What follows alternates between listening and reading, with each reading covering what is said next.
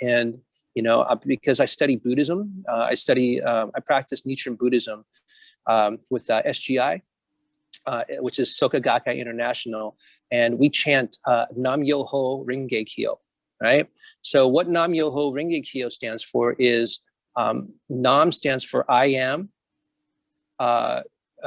Myoho means mystic law, Renge is cause and effect, and Kyo is through sound. So as we're chanting Nam Myoho Renge Kyo, we can chant about anything in the world. So within the philosophy, there's a, which is based off of Nichiren Buddhism, and Nichiren Daishonin was a 13th century Buddhist reformer, and he shifted the whole concept of Buddhism back then because it was so, not only because it was so stale and archaic, but it was also geared towards politics and the government.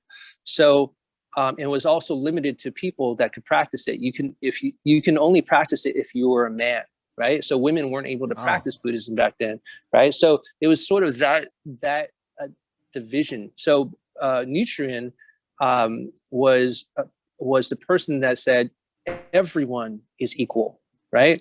So so from that, he has a saying where I forget the exact gosho. The gosho is our letters, our true letters that he actually wrote that we have copies of. It's actually printed, right? So it's like, for instance, it's like this book right here. I don't want to show you to see it. The writings of Nichiren Daishonin. And it's a thick book. This is volume 1, right? So in that first volume, he has one letter that he wrote to one of his disciples that says that, currently in Japan during the 13th century, Japan has built up so much karma, bad karma, that these things will happen. And he predicted these things that would happen, right? And it all happened.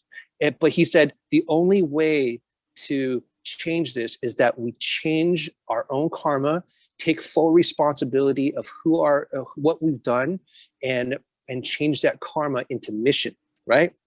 So so now that muck that, for instance, that Trump had sort of like surfaced up, this is the latter day of the law, which is what's happening now. All this muck is starting to come up, and it's an opportunity for us to really take a look at and really break through. Adding to that, my mentor, which is President Ikeda, Daisaku Ikeda, who's he has over 300 honorary scholarships from all different universities in the world, and he's very, very well honored. And he's a teacher. He's my teacher through this whole through the Buddhism and organization, because he has taken Buddhism to a whole new level. From it started in Japan. Soka Gakkai started in Japan in the 1960s, a little earlier than that actually, 1930s, and then around 1960 he became the third president. So he had two presidents, which the second president, Jose Toda, was his mentor, and Susanoo Magaguchi was the second president's mentor. So essentially there's three presidents overall. And but point being is that President Ikeda, Daisaku Ikeda, has brought from 1960 and on, he has brought this practice of Nichiren Buddhism to the world, the correct practice of Nichiren Buddhism to the world. And from 1960, there were about 3 million people in Japan practicing. Now there are about over 12 million people around the world globally that are practicing this. So this is the practice that helps me sort of ground myself through these tumultuous times. There's quite an interesting philosophy. All these principles that you're talking about. So my mom was Muslim and my dad was Hindu. So growing up, religion wasn't really a thing that was pushed on us. So I was interested in all kinds of religions.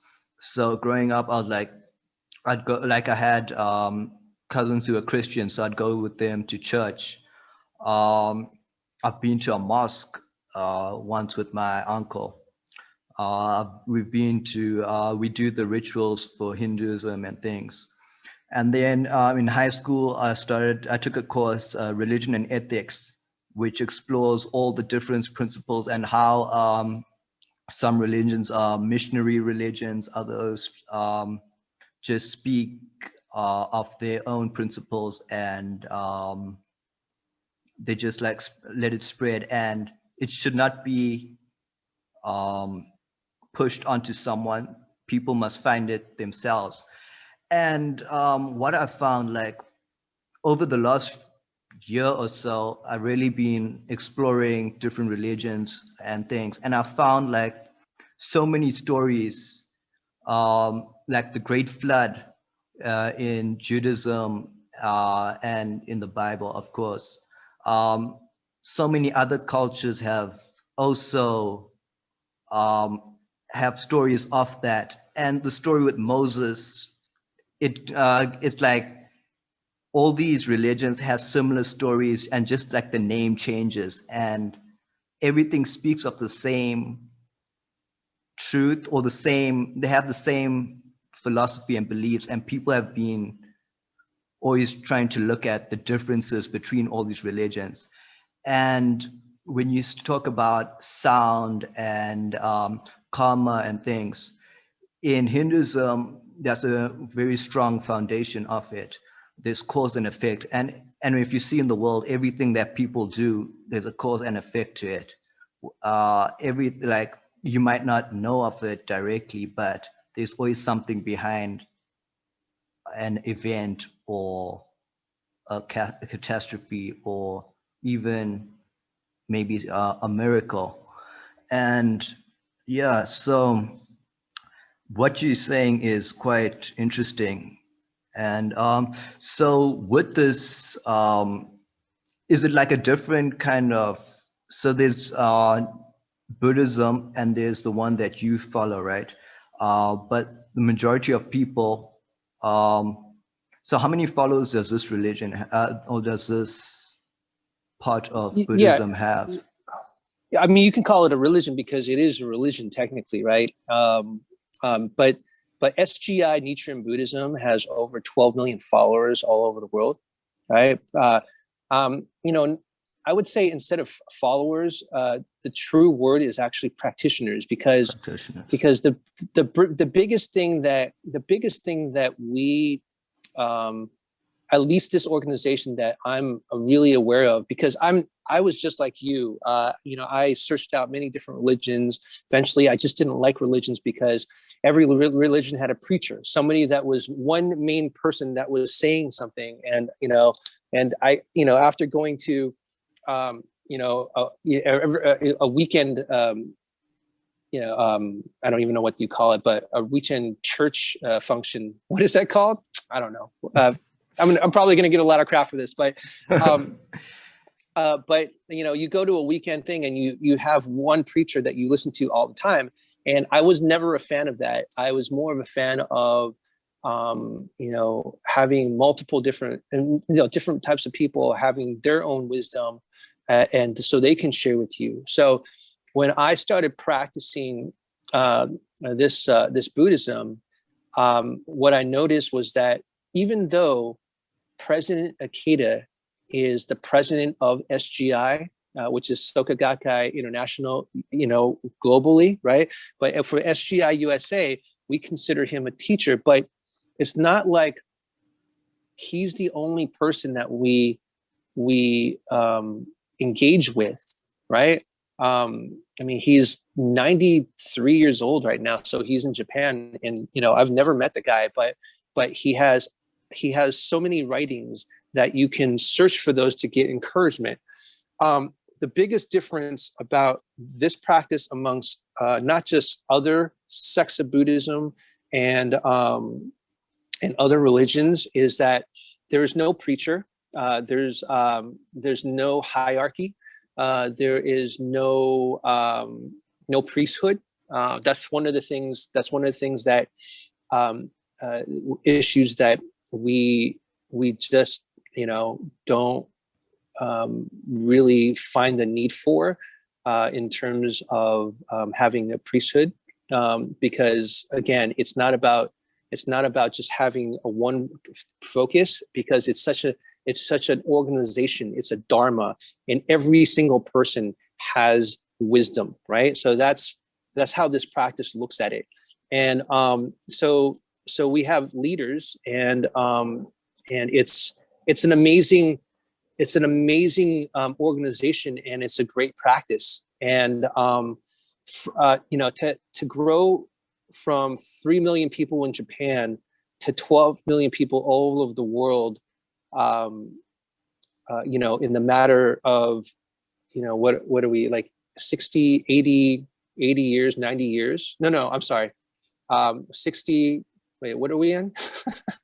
What? It's been a long day. Sorry. It's been a long day. I'm trying to figure out math, right? Which is 60. Here's another thing. Just because I'm Asian doesn't mean I'm really good at math. So let's take away that whole thing, right? So he started in 1960, and it's been 60 years. That's what it is. Oh, so within 60 years, the practice has been able to expand to over 12 million people in the world, right? That's a lot of people in such a short amount of time. And you have to ask yourself, what is the reason behind that? And my biggest realization behind that is because the utmost care of people being happy is the number one thing. And we don't have an altar that we look up to. We have a thing called the Gohonzon, and a Gohonzon is a mandala, which is basically just a mandala that we chant to, and it's not a deity, and it's not like a statue or anything. But it's considered a reflection for ourselves. So it's a mirror, so that we can constantly reflect, so that we can better ourselves in this lifetime, so that we can change and take full responsibility of things that we want to improve in our lives, and so that the future generations don't have to deal with these things that we're dealing with right now.